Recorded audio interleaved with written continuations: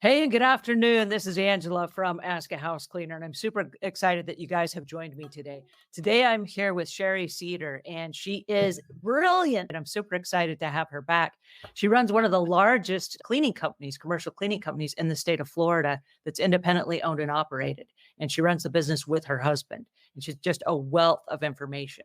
Thank you, thank you, thank you. It is wonderful to be here as super treat, and I love your background. I will just continue to say that it's brilliant, colorful, and cheery and happy, which is what cleaning should represent.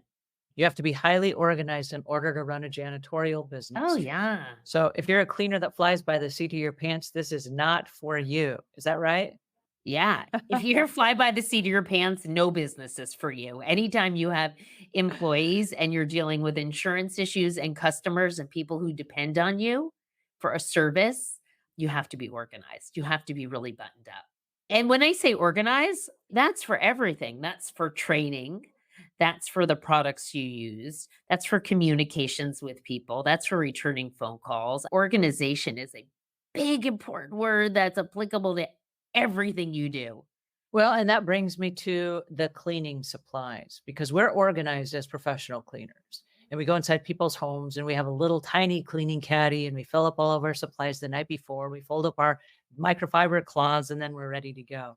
In a commercial business, I know depending on the type of business, some companies have their own closet that has cleaning supplies and it's got a great big garbage can and it has different kinds of garbage bags that we don't use in residential, and it has a cleaning caddy that might have mop pads that are different than the ones we use in homes. Tell us about some of the differences in the cleaning supplies themselves for commercial versus residential.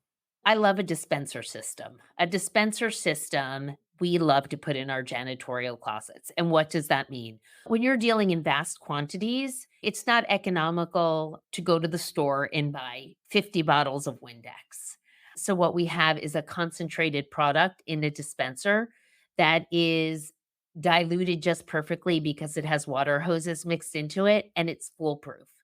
Meaning it can never be too strong, it can never be too weak, it's just right. In the commercial sector, we love Spartan cleaning products. We also love True Shot by Johnson and Johnson. I think the key is to have gentle, Green Seal approved cleaning products for the most part, not 100%. We'll get to that in a minute, that are labeled appropriately with SDS books that are appropriate for a commercial environment.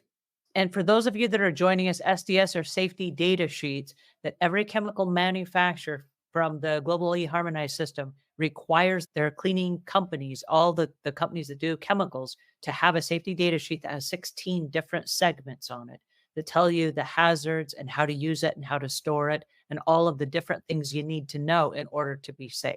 So if you're not familiar with safety data sheets, that's what SDS is. And if you are a commercial company, you are required to have, I believe you gotta have those on site. Is Oh, that correct? yeah.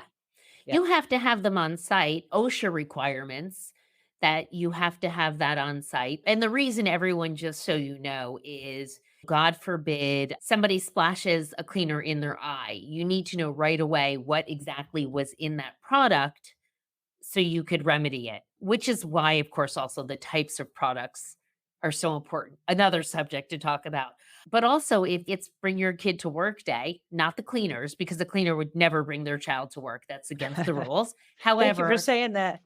somebody else does, and the child wanders into the closet, although they're generally locked, but I don't know. Let's just pretend. But a kid drinks something purple that looks like Gatorade, but it's not. An SDS book is gonna, when you get to poison control immediately. Okay, so we just covered like 20 things not to do. And I want to reiterate these are no things my company does.